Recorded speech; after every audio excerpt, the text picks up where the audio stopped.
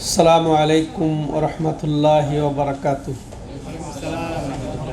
আলহামদুলিল্লাহি রাব্বিল আলামিন ওয়াল আকিবাতুল মুত্তাকিন ওয়াস সালাতু ওয়াস সালামু আলা আশরাফিল আমবিয়াই ওয়াল মুরসালিন নবিয়িনা মুহাম্মদ ওয়া আলা আলিহি ওয়া সাহবিহি ওয়া মান তাবিআহুম বিইহসানিন ইলা ইয়াউমিদ্দিন, আম্মা বা'দ। সম্মানিত দর্শক ও শ্রোতামণ্ডলী, আল্লাহ রাব্বুল আলামিনের অশেষ মেহেরবানিতে আমরা প্রতি সপ্তাহে আজকেও রিয়াদস্থ বাথা ইসলামিক সেন্টার কর্তৃক আয়োজিত আমাদের ধারাবাহিক ক্লাসে একত্রিত হয়েছি। আমাদের ক্লাস চলছে আলহামদুলিল্লাহ শেখুল ইসলাম মোহাম্মদ ইবনে আব্দুল ওয়াহাব রাহিমাহুল্লাহ রচিত বহুল প্রসিদ্ধ কিতাবুত তাওহীদের উপরে। তো আজকে আমরা 14তম অধ্যায়ে উপনীত। তো আজকের অধ্যায়েও লেখক রাহিমাহুল্লাহর ধারাবাহিক যে বড় শিরকের মাধ্যমে যে তাওহীদ নষ্ট হয়ে যায়, কালেমা লা ইলাহা ইল্লাল্লাহ আর দাবি নষ্ট হয়ে যায়, সে সম্পর্কেই ধারাবাহিক আলোচনা করছেন। সেই শিরকের বিষয়গুলাই তিনি পর্যায়ক্রমে একটা একটা করে তুলে ধরছেন। এর সাথে আবার ছোট শিরকও আসবে। বড় শিরকের মাধ্যমে, বড় কুফরির মাধ্যমে তাওহীদ বিলকুল নষ্ট হয়ে যায়, হ্যাঁ। আর ছোট শিরক, ছোট কুফরি হলে তার মাধ্যমে তাওহীদ পূর্ণরূপে বিনষ্ট না হলেও তাওহীদে ঘাটতি আসে। তো এগুলা মূলত তাওহীদেরই পরিচয় এবং তাওহীদেরই ব্যাখ্যা। তো এগুলা থেকে মুক্ত থাকলে তাওহীদের উপরে অটল থাকা যাবে, তাওহীদ ঠিক থাকবে, পরিপূর্ণ থাকবে। তো তিনি এই অধ্যায়ে বলছেন, বাবুন মিনাশ শিরকে আন ইস্তাগীসা বিগাইরিল্লাহি আও ইয়াদউ গায়রাহ। এই অধ্যায় হলো যে শিরকের অধ্যায়। আর সেটা হলো যদি কেউ আল্লাহ ছাড়া অন্যের কাছে ফরিয়াদ করে বা ডাকে অন্য কাউকে, হ্যাঁ, তার অধ্যায়। মানে কেউ যদি আল্লাহকে ছাড়া কারো কাছে ফরিয়াদ করে বা কাউকে ডাকে, তাহলে তা শিরকের অন্তর্ভুক্ত। এ প্রসঙ্গেই আলোচনা এই অধ্যায়ে। তো তার রীতি অনুযায়ী তিনি এর দলিল উপস্থাপন করবেন। এই অধ্যায়ে অধিকাংশ আয়াত দিয়েই তিনি দলিল পেশ করবেন, হ্যাঁ। তো এখানে মূলত ইস্তেগাসা ও দুআ দুইটা শব্দ এসে গেছে। ইস্তেগাসা ও দুআ, মূলত এটা দোয়া। ইস্তেগাসা ও দোয়া, ইস্তেগাসার অর্থ হচ্ছে তালাবুল গাউস ওয়াল আউন ওয়াল মাদাদ ওয়াল নুসরা, অর্থাৎ কারো কাছে সাহায্য কামনা করা, ফরিয়াদ করা, আর্তনাদ করা, চিৎকার করা, বা কঠিন মুহূর্তে, সংকটাপূর্ণ মুহূর্তে, বড় বিপদে পড়ে চিৎকার করা, বাঁচাও বাঁচাও বলা, হ্যাঁ হ্যাঁ, সাহায্য, এক কথায় সাহায্য চাওয়া, হ্যাঁ, এটাকে বলে ইস্তেগাসা। ও দোয়া, দোয়াটা আম। দোয়াটা আপনি বিপদে পড়েন না পড়েন, সর্বাবস্থায় আমরা দোয়া করি, তাই না?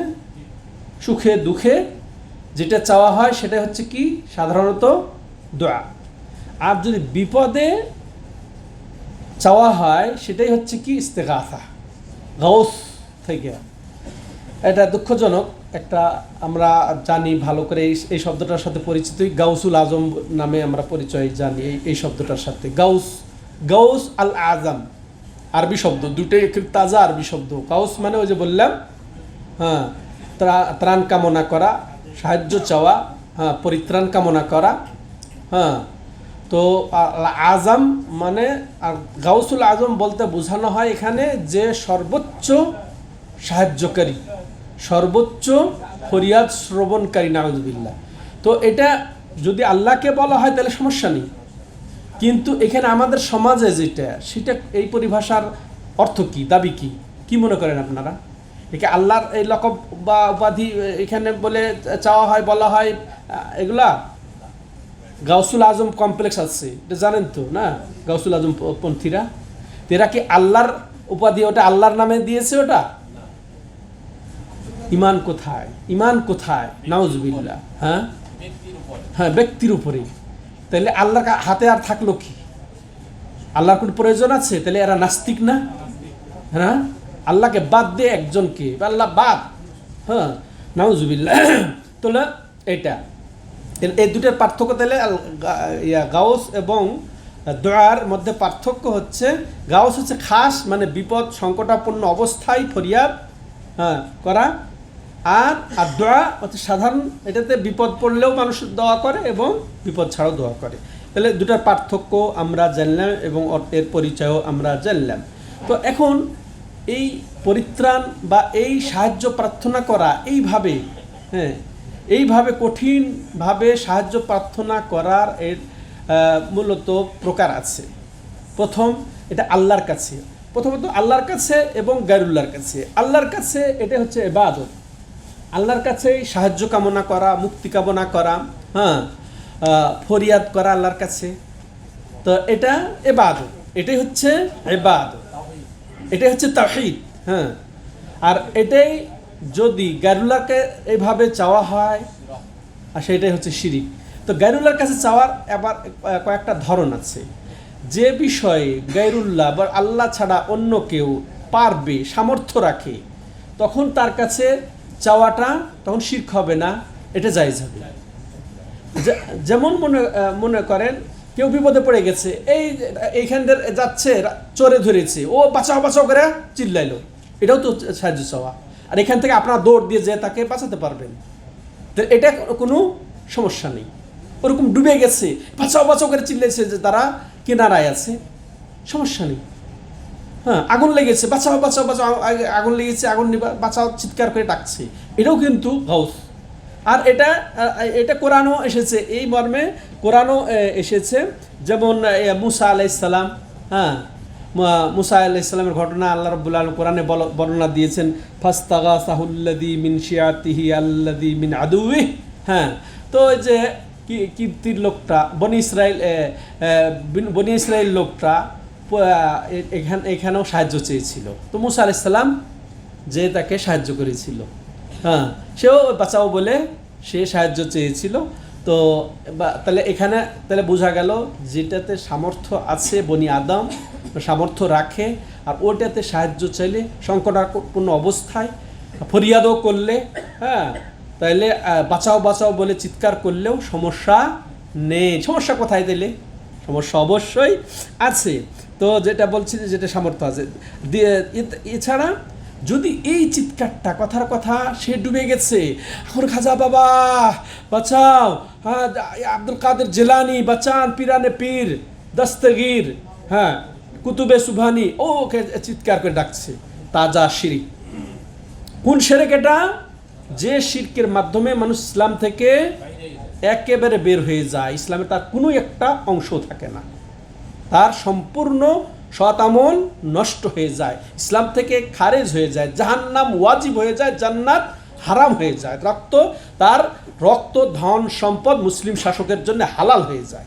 ঠিক আছে, এইরকম শিরকে সে পতিত হয়ে যায় যদি এইভাবে সে মৃত ব্যক্তিকে ডাকে বা অনুপস্থিত, তার এখানে সে বিপদে পড়েছে, পীর সাহেব আছেন দেশে, সে ডাকছে এখান থেকে, সে পীর সাহেবকে এখান থেকে ডাকছে, তাহলে সেম।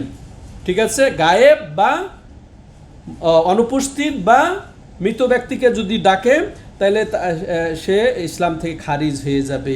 তাহলে অনুরূপভাবে মনে করেন যে এমন কিছু চাইতেছে, সে জীবিত ব্যক্তির কাছেই চাক, মৃত ব্যক্তির কাছেই চাক, ফেরেশতার কাছেই চাক, জিনের কাছেই চাক, যেটা আল্লাহ ছাড়া কেউ কোনো অবস্থাতেই দিতে পারবে না। কথার কথা, জান্নাত চাইতেছে, জাহান্নাম থেকে পরিত্রাণ চাচ্ছে, কবরের আযাব মাপ চাচ্ছে কারো কাছে, তাহলে এটা কি হবে? সে ফেরেশতার কাছে চাইলেও সেটা বড় শিরক হয়ে যাবে, আর নবীর কাছে চাইলেও হবে, জিনের কাছে চাইলে হবে, উপস্থিত ব্যক্তির কাছে চাইলে হবে, পীর সাহেবের কাছেও চাইলে হবে, কোনো ওলির কাছে চাইলেও সে ইসলাম থেকে খারিজ হয়ে যাবে, এতেও কোনো সন্দেহ থাকবে না। এই হচ্ছে ইস্তেগাসার ধরন। তাহলে কোনটা জায়েজ হবে? যে একমাত্র আল্লাহর কাছে এটা ইবাদত, আর এছাড়া যার সামর্থ্য আছে সেটা উপস্থিত জীবিত সামর্থ্যবান এমন কারো কাছে যদি চাওয়া হয় তাহলে সেটা জায়েজ আছে। এছাড়া বাকিগুলা কি? না জায়েজ, শিরক। শিরক, এর থেকে আমাদেরকে বাঁচতে হবে। এবার লেখক রাহিমাহুল্লাহ মাশাআল্লাহ তার এই দাবির সমর্থনে চমৎকার আকারে একাধিক আয়াত তিনি তুলে ধরেছেন। যেমন তিনি প্রথম আয়াত তুলে ধরে বলছেন ওয়াকৌলিল্লাহি তাআলা ওয়ালা তাদউ মিন দুনিল্লাহি মা লা ইয়ানফাউক ওয়ালা ইয়াদুররুক ফাইন ফাআলতা ফাইন্নাকা ইযাম মিনাজ যালিমিন, সূরা ইউনূসের 106 নম্বর আয়াত এটি। তো আয়াতটি অত্যন্ত গুরুত্বপূর্ণ। এখানে আল্লাহ রাব্বুল আলামিন স্বয়ং তার প্রিয় হাবিব, যার আগের গুনাহ পিছনের গুনাহ মাপ, যিনি জন্মগতভাবে আল্লাহ যাকে পুত পবিত্র রেখেছেন শিরক থেকে, কুফর থেকে, তাকে তিনি সম্বোধন করছেন। কি বলে যে ওয়ালা তাদউ মিন দুনিল্লাহ, খবরদার তুমি আল্লাহকে ছাড়া কাউকে ডেকো না, কারো কাছে সাহায্য চেও না। মিন দুনিল্লাহ, দুনিল্লাহ বলতে এক আল্লাহ ছাড়া যত কিছু সবকে বুঝাবে।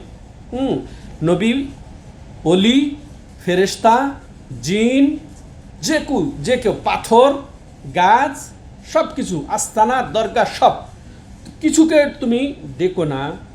মা লা ইয়ানফাউকা, যার বৈশিষ্ট্য কি যে কোনোই তোমার উপকার করতে পারবে না, যদিও তুমি ডাকো সে তোমার উপকার করতে পারবে না।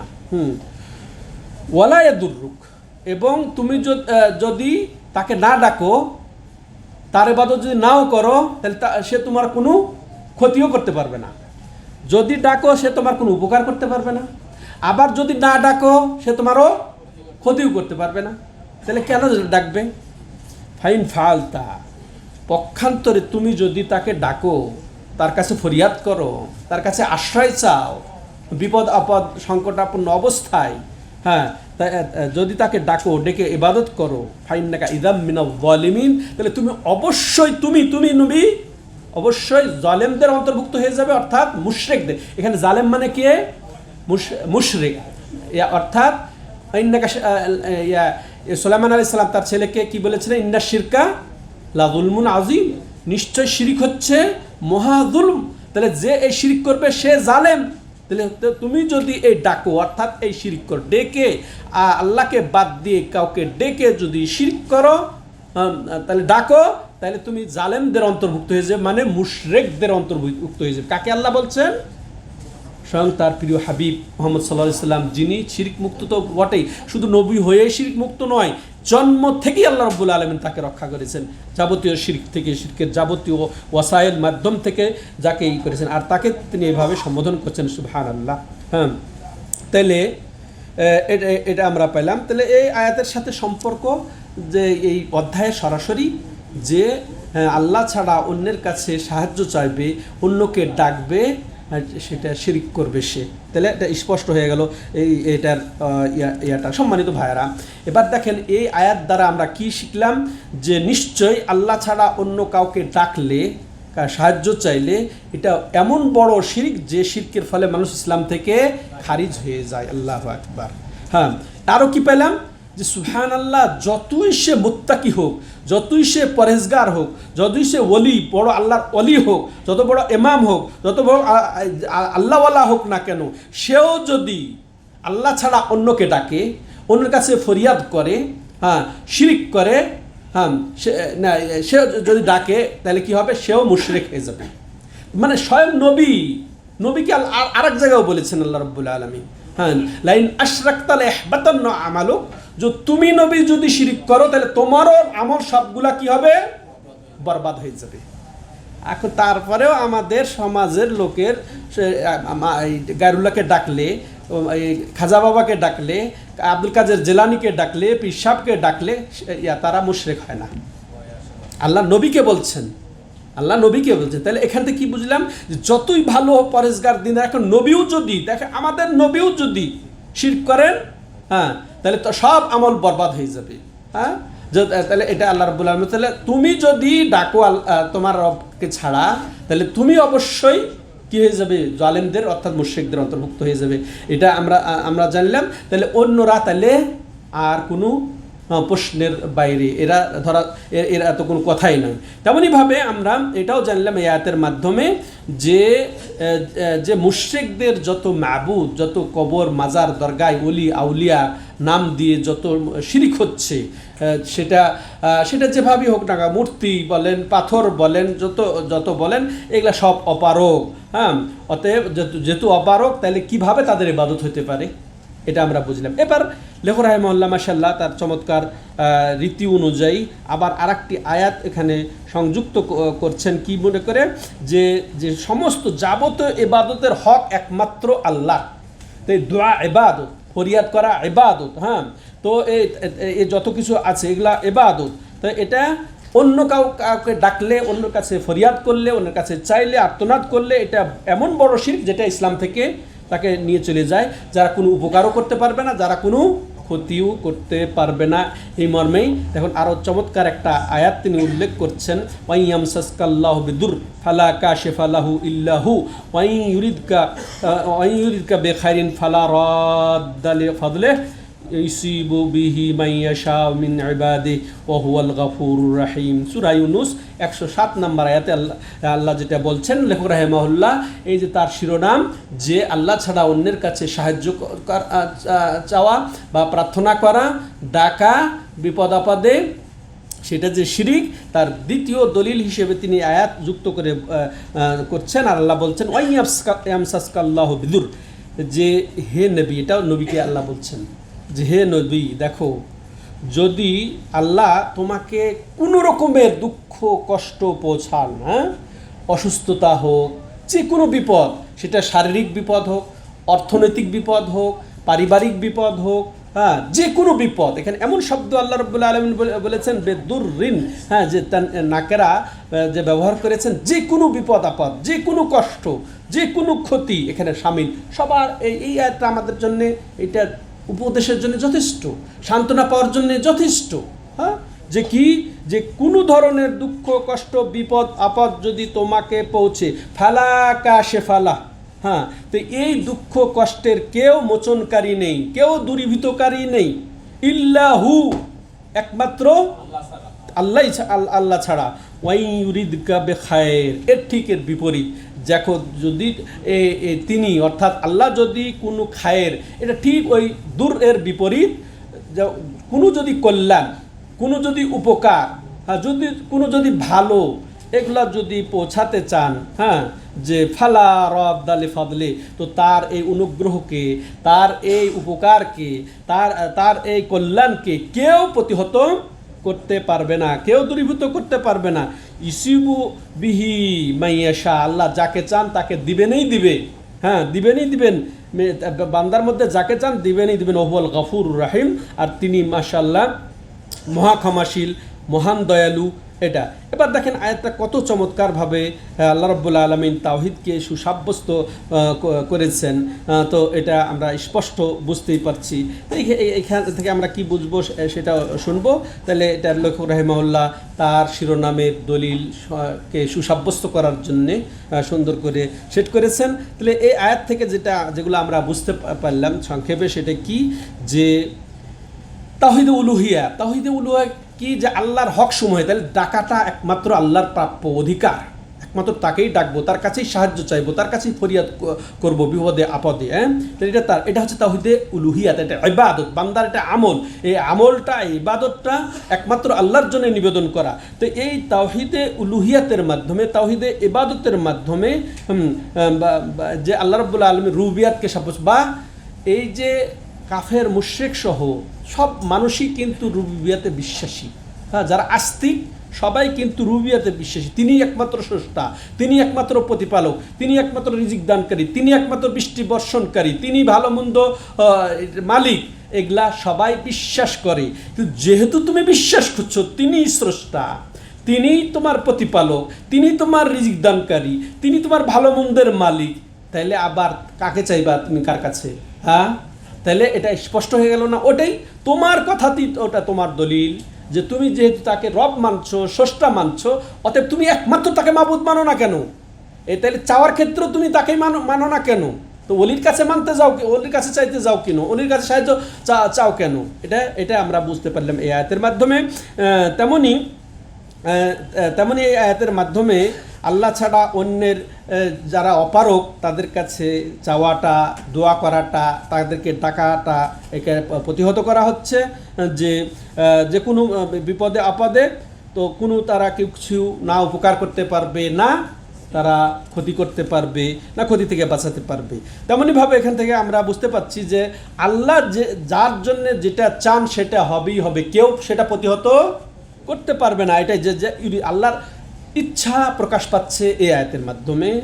তারপরে আমরা যেটা জানতে পারি যে এখানে দুইটা আল্লাহ রব্বুল আলমিনের নাম আছে, আর রাহিম, আল গাফুর আর রাহিম, এই দুইটা, এবং দুইটার মধ্যে দুইটা সিফত আছে, দুইটার নামের মধ্যে দুইটা সিফত বা গুণ রয়েছে, যে তিনি মহাক্ষমাশীল, অর্থাৎ তিনি ক্ষমা করে থাকেন, এবং তিনি মহান দয়ালু, অতএব তার মধ্যে রহমত দয়ার গুণটা রয়েছে, এটা আমরা বুঝলাম। কিন্তু যেরকমভাবে তার রহম দয়ার থাকার প্রয়োজন সেটাই আছে উপযোগী পর্যায়ে। সম্মানিত দর্শক শ্রোতা, এবার তৃতীয়ত লেখক রাহিমাহুল্লাহ তার শিরোনামের পক্ষে দলিল পেশ করছেন যে কাউলিহি তাআলা ফাবতাগু ইনদাল্লাহির রিজকা ওয়াবুদুহু ওয়াশকুরু লাহু ইলাইহি তুরজাউন। এর আগের অংশ হচ্ছে যে ইন্নাল্লাযীনা তা'বুদুনা মিন দুনিল্লাহি লা ইয়ামলিকুনা লাকুম রিজকা, সূরা আনকাবুতের 17 নম্বর আয়াত এটি, যে বলছেন যে ওরা তারা যাদেরকে তোমরা ডাকো, যাদের তোমরা ইবাদত করো আল্লাহকে বাদ দিয়ে, লা ইয়ামলিকুনা লাকুম রিজকা, তারা তোমার কোনো একটা দানা রিজিকের অধিকার রাখে না, যে তোমাদের একটা দানা দেবে। তোমরা যাদেরকে ডাকো আল্লাহকে বাদ দিয়ে, তারা একটা দানারও অধিকার রাখে না। তাহলে কি করো তোমরা? ফাবতাগু ইনদাল্লাহির রিজকা, তাহলে তোমরা আল্লাহর কাছেই তোমাদের রিজিক চাও। তারপরে আমরা সন্তান একটা রিজিক, তারপরে সুস্বাস্থ্য একটা রিজিক, গাড়ি বাড়ি সব রিজিক, সুন্দর নারী রিজিক, সব রিজিকের অন্তর্ভুক্ত। তো এগুলা ওই যে ইয়েতে যায়, মাজারে যায়, দরগায় গিয়ে, আস্তানায় গিয়ে কারা চায়? পীরের কাছে, ওলির কাছে কারা চায়? হিন্দুরা চায়? ওই যে ইহুদি খ্রিস্টানরা এসে চায়, এগুলো আবাদ করে। এগুলা কে? আর আল্লাহ এগুলা নিষেধ করছে। কাকে নিষেধ করছে এগুলা? এটা তার বান্দাদেরকে নিষেধ করছেন। তো বলছে তাহলে কেউ যদি অধিকার না রাখে, একটা রিজিক, এমন শব্দ এখানে রিজকান তানউইন, যেটা সামান্যতম রিজিকের কেউ অধিকার রাখে না। অতএব তোমরা ফাবতাগু ইনদাল্লাহির রিজকা, অতএব আল্লাহর কাছেই তোমরা রিজিক চাও। ওয়াবুদুহু, দেখেন এটা রিজিক একটা চাওয়ার একটা ইবাদত। এরপর ওয়াবুদুহু আমভাবে ইয়াকা না'বুদু ওয়া ইয়াকা নাস্তাঈন, যেটা রীতি এখানে আল্লাহ রাব্বুল আলামিন দিয়েছেন, এখানেও যে তোমরা বুদুহু একমাত্র তারই ইবাদত করো, মানে তারই জন্য তাওহীদকে সুসাব্যস্ত করো, ইবাদতের একত্বকে সুসাব্যস্ত করো তারই জন্য। এর আগে কি বললেন? যে ফাবতাগু ইনদাল্লাহির রিজকা, এটা খাসভাবে রিজিকটা তার কাছেই তোমরা চাও। ওয়াশকুরু লাহু, এবং তারই তোমরা শুকরিয়া আদায় করো, যে আনুগত্য করে এবং তার অবাধ্যতা না করে তারই শুকরিয়া। তাহলে শুকরিয়া আদায়ের একেবারে ডাইরেক্ট নিয়ম কি? যে একমাত্র তারই ইবাদত করে, তার আনুগত্য করে এবং তার অবাধ্যতা না করে, তার নাফরমানি না করে, কোনো গুনাহগাতা না করে আমরা শুকরিয়া আদায় করব। একমাত্র তিনি যেহেতু রিজিকদাতা, তিনি যেহেতু তারপর ইলাইহি তুরজাউন, আর এটা জেনে রাখো তার দিকেই কিন্তু প্রত্যাবর্তন করতে হবে, তার কাছে তোমরা প্রত্যাবর্তন করবে। সুবহানাল্লাহ, স্পষ্ট, খালি তাওহীদ আর তাওহীদ। এই জন্য ইমাম ইবনে কাইয়িম জাওজিয়া রাহিমাহুল্লাহ কত চমৎকার কথা বলেছেন, কোরআনে প্রত্যেক সূরা কেন প্রত্যেক আয়াত শুধু তাওহীদের দিকে নির্দেশ করে, তাওহীদের আহ্বান করে, কিন্তু আমরা বুঝি না। আমরা আফালা ইয়াতাদাব্বারুনাল কোরআন, তারা কি কোরআনকে গবেষণা করবে না, চিন্তা বা তাদাব্বর যদি করি, তাইলে আমরা পুরা কোরআন একেবারে শুরু থেকে বিসমিল্লাহ থেকে শুরু করে নাস পর্যন্ত শুধু তাওহীদের দিশাই পাবো, আমরা তাওহীদের দিশাই পাবো। সেখানে সরাসরি তার ইবাদতের কথা উল্লেখ আছে, রুবুবিয়তের কথা উল্লেখ আছে, আসমা সিফাতের কথা উল্লেখ আছে। তারপরে সেখানে যারা তাওহীদ বাস্তবায়ন করে নবী রাসূল, এদের কথা উল্লেখ আছে। যারা নবী রাসূলের বিরুদ্ধাচরণ করেছে তাওহীদের প্রসারের ক্ষেত্রে, প্রতিষ্ঠা করার ক্ষেত্রে, ফেরাউন, কারুন, নমরুদ, এদের কথা উল্লেখ আছে। তো এবং তাদের কিসসা কাহিনী এগুলোই তো উল্লেখ আছে। সালাতের কথা, সিয়ামের কথা, যাকাতের কথা, হজ কথা, এগুলা তার জন্য করা। তো তাওহীদ, তাওহীদের বাইরে কিছু আছে কোরআনে? সম্মানিত দর্শক ও শ্রোতা মণ্ডলী, তাহলে এই আয়াত দ্বারা আমরা যেটা স্পষ্ট বুঝলাম, লেখক রাহিমাহুল্লাহ কত চমৎকার আকারে তার শিরোনামের দলিল স্থাপন করেছেন, যে দোয়াটা ইবাদত, তো এটা তার জন্যই করতে হবে। তাহলে এই আয়াত দ্বারা যে কয়টা জিনিস আমরা বুঝতে পারলাম, যে একমাত্র আল্লাহর ইবাদতের অপরিহার্যতা, এবং রিজিক পর্যন্ত একমাত্র তার কাছেই চাইতে হবে। হ্যাঁ, এরপরে আরও যেটা এই যে সমস্ত ইবাদতের ক্ষেত্রে আল্লাহকে একক সুসাব্যস্ত করতে হবে, ওয়াবুদুহু। তারপরে রিজিক, খাস করে রিজিক তার কাছেই চাইতে হবে। এবং তার আচ্ছা বলেন, দেখেন রিজিক কেন্দ্রিক শিরক হয় কেমনে? ওই যে মাজারে দরগায় গিয়ে সন্তান চেয়ে, তাই না, বিপদ আপদ মুক্তি চেয়ে, ওই এগুলো সব হচ্ছে রুবিয়াতের ক্ষেত্রে শিরক। তাইলে খাস আম সব ধরনের ইবাদত একমাত্র আল্লাহর জন্য, সব ধরনের চাওয়া পাওয়া একমাত্র আল্লাহর জন্য হবে। তেমনইভাবে নিয়ামতের শুকরিয়া আদায়ের অশকুরুলাহ, এবং তোমরা তারই শুকরিয়া আদায় করো। শুকরিয়া আদায় করবো কিসের মাধ্যমে? তার আনুগত্যের মাধ্যমে, তার অবাধ্যতা থেকে বেঁচে। হ্যাঁ, তেমনইভাবে এখানে আছে যে ইলাইহি তুরজাউন, এর মাধ্যমে এটা আমরা পাচ্ছি যে আমাদের পুনরুত্থান হবে, হিসাব নিকাশ হবে, প্রতিদান দিবস এইটা বিশ্বাস করতে হবে, এটাও আমরা পাচ্ছি আয়াতের মাধ্যমে। এরপরে আমরা এটাও চাচ্ছি যে হ্যাঁ, যে আমাদেরকে রিজিক আল্লাহর কাছে যে তলব করতে হবে। আবার আল্লাহ বলছিল আবুদুহু, তার ইবাদতও করতে হবে। তাহলে ইবাদত করব না রিজিক তলাশ করব, কোনটা? হ্যাঁ, মাশাআল্লাহ, কারণ রব্বানা আতিনা ফিদ দুনিয়া হাসানা ও ফিল আখিরাতে হাসানা ওয়া কিনা আযাবান নার। চমৎকার। তাইলে রিজিক তলব করা এটা ইবাদত করার পরিপন্থী নয়, যে রিজিক তলব করলে কেমনে নামাজ পড়বো, এই যে এই সব ডিউটি আছে। অনেক ভাইরা গাড়ি ধয়, কারণ একটা গাড়ি ধরা যাবে নামাজ পড়তে গেলে, হ্যাঁ, ধরা ওটা থেকে বঞ্চিত হবো। নাউজুবিল্লাহ, এগুলো হচ্ছে ইমান, আমরা মুসলমান। নাউজুবিল্লাহ। তাইলে রিজিকও অর্জন করতে হবে, আবার ইবাদতও করতে হবে। এই শিক্ষা পেলাম এই আয়াতের মাধ্যমে।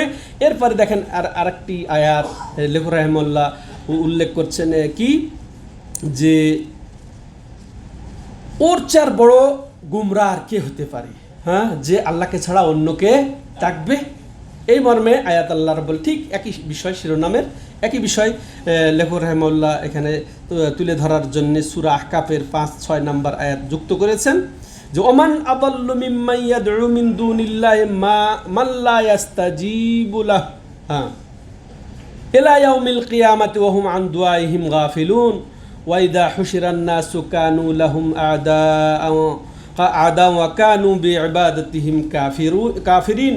যে এখানে আল্লাহ বলছেন ওর চেয়ে আর বড় জালেম কে, ওর চেয়ে আর বড় গুমরাহ পথভ্রষ্ট কে, মিম্মান ইয়াদউ মিন দুনিল্লাহ, যে আল্লাহকে ছাড়া অন্যকে ডাকে। এই দেখেন ওই যে দোয়া, হ্যাঁ, দোয়া আর যে ইস্তেগাসা শিরোনাম লেখকের, ঠিক আছে, ওই শিরোনামের কারণে এই আয়াত তিনি পেশ করেছেন, যে ওই যে দোয়া করে আল্লাহকে বাদ দিয়ে অন্য কারো কাছে, মাল্লা ইস্তাজিবু লাহু, হ্যাঁ, যে তাকে কখনোই যে সাড়া দিবে না, ইলা ইয়াউমিল কিয়ামা, কিয়ামত কাল পর্যন্ত মাথা যদি ঠুকতেই থাকে, দরগায় গিয়ে মাজারে গিয়ে তার কাছে চাইতে থাকে, ওই যদি সিজদাও করে, তার জন্য জবাইও করে, তার কাছে আশাও করে, আশা ভরসা সব ইবাদত, হ্যাঁ, তাকে যদি ভয়ও করে, তাকে যদি নমনমও করে, সম্মানও করে, বিনয় প্রকাশ করে, তার জন্য মানতও মানে, 100টা উটও মানত করে, তা আল্লাহ কি বলছেন, যে কিয়ামত কাল পর্যন্ত সে তার ডাকে সাড়া দিবে না।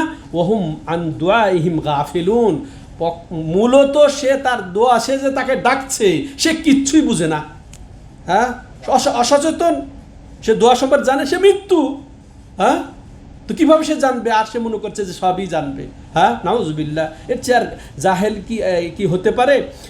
তারপরে ওয়াইদা হুশিরান নাসু কানু লাহুম আদা, আর যখন মানুষকে একত্রিত করা হবে অথচ তারা তাদের থেকে সম্পর্ক ছেদনকারী হবে, ওয়া কানু বিইবাদাতিহিম কাফিরিন, আর যাদেরকে ওরা দুনিয়াতে ডাকছিল পীর নাম দিয়ে, ওলি নাম দিয়ে, গাউস কুতুব উমুক তুমুক নাম দিয়ে ডাকছিল, এরা সেদিন তাদেরকে প্রত্যাখ্যান করবে, তাদের সম্পর্ক ছিন্ন করবে, এবং তাদের ইবাদত থেকে তারা একেবারে বেমালুম অজ্ঞ থাকবে, এবং তাদেরকে অস্বীকার করবে। হ্যাঁ, তোমাদের সাথে এই যে পীর নামে ডাকে, হ্যাঁ, যারা মনে করেন যারা সত্যি যারা অতিবাহিত হয়ে গেছেন, ওলি যদি থেকে থাকেন, তারাও কিন্তু এই শয়তান ওই দিন প্রশ্রয় দিবে না। শয়তান আনা বারিউম মিনকুম বলবে, কোরআনে আল্লাহ স্পষ্ট করে দিয়েছেন যে আমি তোমাদের থেকে সম্পর্কহীন, তো আমার সাথে তোমাদের কোনো সম্পর্ক নেই, অথচ সেই লেলিয়ে দিয়েছে।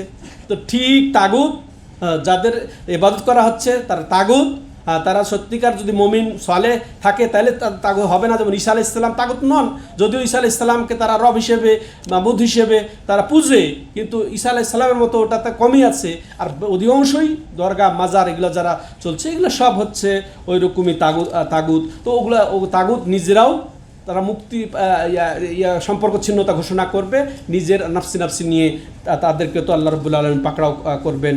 সম্মানিত দর্শক ও শ্রোতামণ্ডলী, তাহলে দেখেন এই আয়াত দিয়ে চমৎকারভাবে, তাহলে তারা একেবারে তাদের সম্পর্কে একেবারে উদাসীন থাকবে, গাফেল থাকবে, অস্বীকারী হবে, তারা কোনো পাত্তাই দেবে না। তাহলে এই আয়াত থেকে আমরা যা জানলাম সেটা হচ্ছে কি, যে দোয়া হচ্ছে ইবাদত। দোয়াটা কি, এখানে দোয়ার কথা আসলো, যে অতএব যে আল্লাহ ছাড়া অন্যের কাছে চাইবে, ডাকবে, দোয়া মানে ডাকা, প্রার্থনা করা, হ্যাঁ, ওটা তো এগুলা সব অন্তর্ভুক্ত।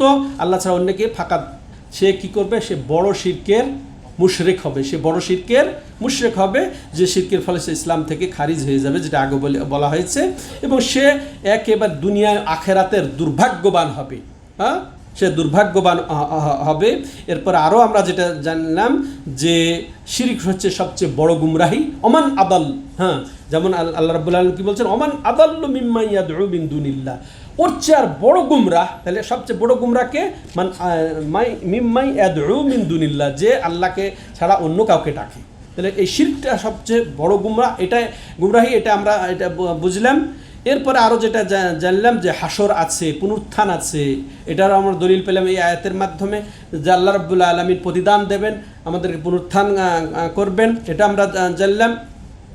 এরপরে আমরা আরও জানলাম যে মূর্তি টুর্তি যত কিছু আছে, হ্যাঁ, এরা পাথর হোক আর গাছ হোক আর অলি হোক, অলি নাম দিয়ে হোক, হ্যাঁ, আর যে নাম দিয়েই ডাকুক না কেন, হ্যাঁ, সেগুলা তারা সবাই প্রত্যাখ্যান করবে, তাদেরকে অস্বীকার করবে, হ্যাঁ, তাদেরকে ছুঁড়ে মারবে, তারা উদাসীন থাকবে তাদের সব কিছুতে, এটাও আমরা জানলাম। এরপরে আমরা আরও জানলাম যে একমাত্র আল্লাহ রাব্বুল আলামিনের ইবাদতের মধ্যেই রয়েছে ইহকাল এবং পরকালের সুখ, শান্তি এবং কল্যাণ। এরপরে লেখক রাহিমাহুল্লাহ শুধু একটা হাদিস বা হাদিসের অংশ এখানে তুলে ধরেছেন এই বিষয়ে, এটা বলে শেষ করে দেবো আমরা এই পর্ব। তো এখানে লেখক রাহিমাহুল্লাহ যে এই যে আল্লাহ ছাড়া অন্যের কাছে সাহায্য চাওয়া, পরিত্রাণ কামনা করা, ফরিয়াদ করা বা দোয়া করা, এটা যে বাতিল, এটা যে শিরিক, সেই মর্মে হাদিস উপস্থাপন করে বলছেন যে না, এটা আরেকটা আয়াত, এই ক্ষেত্রে আরেকটা আয়াত আছে, এরপরে একটা হাদিসের অংশ আছে, আরেকটা আয়াত বলে নিই। মাশাআল্লাহ, প্রত্যেকটা আয়াত খুবই চমৎকার, আল্লাহ রাব্বুল আলামিন স্পষ্ট করে দিয়েছেন। এই জন্যে ওলামায়ে কেরাম, অধিকাংশ ওলামায়ে কেরামের মত, আল উযর বিল জাহাল, শিরকের এবং কুফরির এই যে অজ্ঞতা, এটা ওজর চলবে না, যে এটা যে শিরিক, এই যে গায়রুল্লাহকে ডাকা, গায়রুর কাছে ফরিয়াদ করা, তার কাছে আর্তনাদ করা, তার জন্য কুরবানি করা, তার জন্য জবাই করা, এটা যে শিরিক, এইটা আমি জানি না, এই ওজর গ্রহণযোগ্য নয়। নাউজুবিল্লাহ। কিভাবে এত স্পষ্ট করে দেওয়ার পরে? এখন কোরআন নাজিল হয়ে গেছে, কোরআনের মাশাআল্লাহ ভাষ্য চলছে নিজের ভাষায়, আপনি তাফসির পড়তে পারেন, এখন মাশাআল্লাহ অডিও ভিডিও কত কি আছে এখানে। তারপরে আপনি কিভাবে আপনি চাইবেন আর বলবেন যে আমি জানি না? আর এগুলো এত স্পষ্ট করে দেওয়ার পরেও এখানে আল্লাহ বলছেন আম্মা ইউজিবুল মুত্তাররা ইযা দাআহু ইয়াকশিফুস সু, হ্যাঁ, যে কে সে আছে, অর্থাৎ কেউ নেই, হ্যাঁ, যে সাড়া দেবে, মুত্তাররা, যে বিপদগ্রস্ত, যে নিরুপায় ব্যক্তির ডাকে কে সাড়া দিবে, যখন সে ডাকবে, ওয়াকশিফুস সুআ, এবং তার এই যে কষ্ট, দুঃখ, বিপদ, সংকটকে দূর করবে, ওয়ায়াজআলুকুম খুলাফাল আরদ, যিনি তোমাদেরকে জমিনের একটার পর একটা খলিফা বানিয়েছেন। আইলাহুম মা আল্লাহ, হ্যাঁ, যে আল্লাহর সাথে কি আরো কোনো মাবুদ আছে? কালিলাম মা তাযাক্কারুন, তো তোমরা অল্পই শিক্ষা গ্রহণ করো। ঠিকই বাস্তব আমাদের সমাজের অবস্থা, যে আমরা অল্পই এই কোরআন থেকে উপদেশ নিচ্ছি, যার কারণে শীত থেকে মুক্ত হতে পারছি। আল্লাহুল মুস্তাআন। আল্লাহ আমাদেরকে যথাযথভাবে উপদেশ গ্রহণ করার তৌফিক দান করেন। তাইলে এখান থেকে এই আয়াতটা থেকে যেটা আমরা বুঝলাম যে আল্লাহ ছাড়া অন্যকে ডাকা, অন্যের কাছে ফরিয়াদ করা, অন্যের কাছে সাহায্য চাওয়া, যে কিছুই করতে পারে না আল্লাহ ছাড়া, সেটা কি বাতিল, সেটা শিরিক। তেমনইভাবে আমরা এটাও জানতে পারলাম যে আসলে মুশরিকরা তাওহীদের রুবুবিয়াত বা আল্লাহ মালিক, আল্লাহ স্রষ্টা, আল্লাহ রিজিক দানকারী, এটা তারা বিশ্বাস করা সত্ত্বেও তারা ইসলাম থেকে খারিজ হয়েছে। কি জন্যে? যে এরা মাবুদ হিসেবে আল্লাহকেই একমাত্র যে ডাকতে হবে, আল্লাহর কাছেই যে একমাত্র সাহায্য চাইতে হবে, আল্লাহর কাছে যে বিপদ আপদে ফরিয়াদ করতে হবে, এটা তারা বুঝতে পারে নাই বা এরা জানতো না। তো আজকের আমাদের সমাজের লোকেদের কি অবস্থা হবে? হ্যাঁ, মক্কার কাফের কুরাইশদের কথা চিন্তা এখন বাদ, কিন্তু আমাদের সমাজের লোকদের অবস্থা কি হবে এটা আমরা বুঝতে পারলাম এই আয়াতের মাধ্যমে, যে এগুলা চলবে না, আল্লাহ ছাড়া কারো কাছে চাওয়া যাবে না এইভাবে। এরপরে আমরা এই আয়াত থেকে এটাও যে তাওহীদের রুবুবিয়াত যেহেতু মানো তুমি, যে একমাত্র তিনিই রব, তিনিই স্রষ্টা, অতএব কেন তুমি তাকে মাবুদ হিসেবে মানতে পারছো না? এটি তো দুঃখজনক কথা। হ্যাঁ, তারপরে দেখেন এখানে আর একটা দুঃখজনক কথা, যে আসলে দুঃখ কষ্ট মক্কার কাফের কুরাইশদের কোরআনে বর্ণনা দিয়েছিলেন আল্লাহ রাব্বুল আলামিন। এরা দুঃখ কষ্টে যখন বিপদে সংকটে পড়ে যেত গভীরভাবে, তখন তারা একমাত্র আল্লাহর দিকে শরণাপন্ন হতো, একমাত্র আল্লাহকেই ডাকত। তখন তারা তাদের এই যে বাতিল মাবুদকে, তাদের মূর্তিকে, এগুলাকে ভুলে যেত। হ্যাঁ, আবার যখন বিপদমুক্ত হয়ে যেত, তখন তারা আবার সুখে স্বাচ্ছন্দ্যে আল্লাহর সাথে শরিক করত। কিন্তু ঠিক এর উল্টাটা আমাদের সমাজের মুশরিকদের। ওরা তো মুসলমান হয়ই নাই, ইসলাম কবুল করেই নাই, কিন্তু আমাদের সমাজে মুসলিম নামধারী আব্দুল্লাহ, আব্দুর রহমানের অবস্থা কি? সুখে দুঃখে সর্বাবস্থায় শিরিক করে। তার প্রমাণ যে আল্লাহ রাব্বুল আলামিন ওদের কথা বলছেন, ওয়াইদা রাকিবু ফিল ফুলকি দাউল্লাহ মুখলিসিনা লাহুদ্দিন, যে যখন তারা নৌযানে আরোহণ করে আর যখন ওই যে এই ঢেউ তাদেরকে আছড়ে মারে, তখন তারা বিপদ মনে করে যে এখন তো ডুবে মরবো, তখন তারা একেবারে একনিষ্ঠভাবে একমাত্র আল্লাহকেই ডাকে। এটা কে বলছেন? আল্লাহ বলছেন। হ্যাঁ, ওয়াইদা নাজ্জাহুম ফিল বাররি ইযা হুম ইউশরিকুন, ও যখন তারা শুকনায় পৌঁছে যায় তখন তারা শিরিক করে। এটা আল্লাহদের কথা বলছেন। আর এখন দেখেন বিপদে পড়লেও দৌড়ে যায় মাজারে। হ্যাঁ, সুখে স্বাচ্ছন্দ্য তো আছি। বুঝে আসছে? তাহলে কত মারাত্মক অবস্থা, এটা আমাদেরকে বুঝতে হবে। এরপরে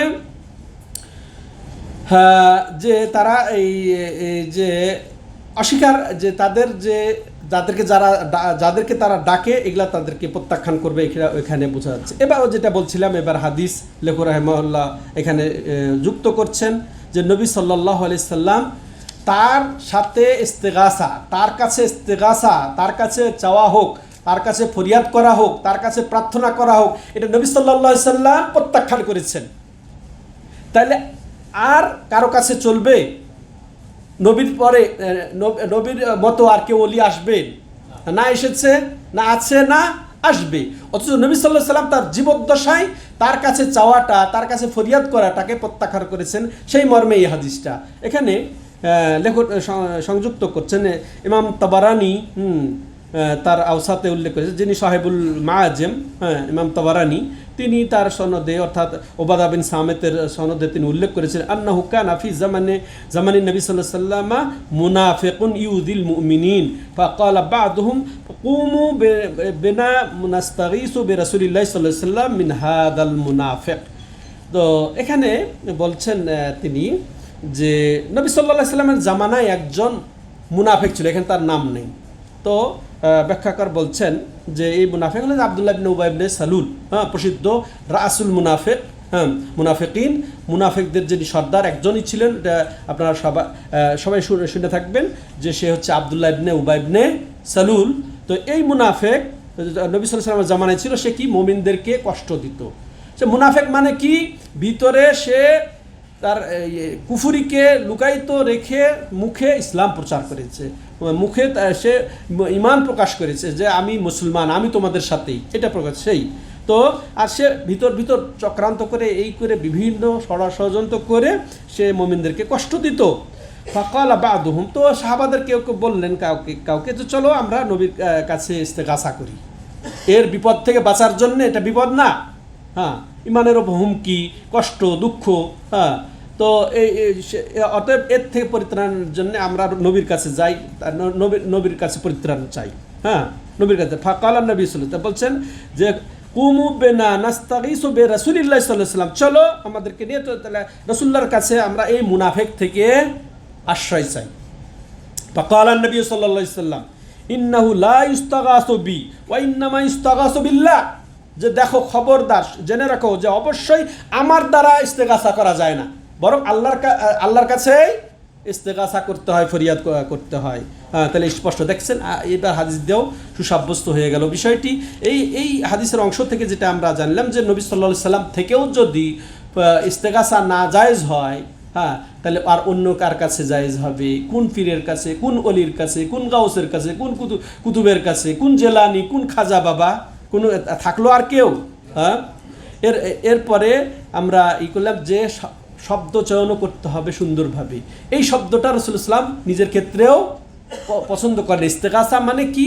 খুব সংকটাপন্ন কঠিন মুহূর্তে, হ্যাঁ, খুব কঠিনভাবে সাহায্য, অন্তর থেকে পরিত্রাণ কামনা করা, এই শব্দটা, ইস্তেগাসাটা নিজের জন্য ব্যবহার তিনি পছন্দ করেননি, অথচ গাউসুল আজম লকব লাগিয়ে দিয়েছে আমরা আব্দুল কাদের জিলানী, নাউজুবিল্লাহ।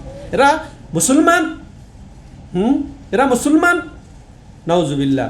তো তাহলে অন্যের জন্য কীভাবে এটা সাজে, তেমনইভাবে তাহলে আমাদেরকে অবশ্যই শব্দ, আকীদাগত শব্দগুলা সুন্দরভাবে বাছাই করে ব্যবহার করতে হবে। তেমনইভাবে শিরকের দিকে নিয়ে যায় এমন সব কিছুকেই নবী সাল্লাল্লাহু আলাইহি সাল্লাম করেছেন, প্রতিহত করেছেন, এটাও বোঝা গেল এর থেকে। তেমনইভাবে ধৈর্য ধরতে হবে কঠিন অবস্থায়, হ্যাঁ, যে বিপদে পড়লেই যে আমরা মাজারে দরগায় দৌড় দিব, এটা যেন না হয়। তেমনইভাবে নেফাক, মুনাফিকি যে কত বড় যে অভিশাপ, এটাও আমরা বুঝতে পারছি এর মাধ্যমে। তেমনইভাবে মুমিনদেরকে কষ্ট দেওয়াটাও কত ভয়াবহ, এটা মুনাফিকি। মুমিনদেরকে কষ্ট দেওয়াটা কি? এটা মুনাফিকি আচরণ, যেটা আমরা বুঝতে পারলাম। এগুলা সব থেকে আল্লাহ আমাদেরকে রক্ষা করেন। আল্লাহ প্রকৃতভাবে আমাদেরকে তাওহীদকে বুঝে তাওহীদের উপরে অটল থাকার তৌফিক দান করেন। হ্যাঁ, আল্লাহ রাব্বুল আলামিন শিরক থেকে আমাদেরকে রক্ষা করেন। হ্যাঁ, যত রকমের শিরক থেকে আমাদেরকে আল্লাহ রাব্বুল আলামিন বাঁচান। হাদা হুয়া ওয়া সাল্লাল্লাহু আলা নবিনা মুহাম্মদ ওয়া আলা আলিহি ওয়া সাহবিহি আজমাইন। সুবহানাকাল্লাহুম্মা ওয়া বিহামদিকা আশহাদু আল্লা ইলাহা ইল্লা আনতা আস্তাগফিরুকা ওয়া আতুবু ইলাইক। আমাদের শেষ হয়নি, একটু আপনারা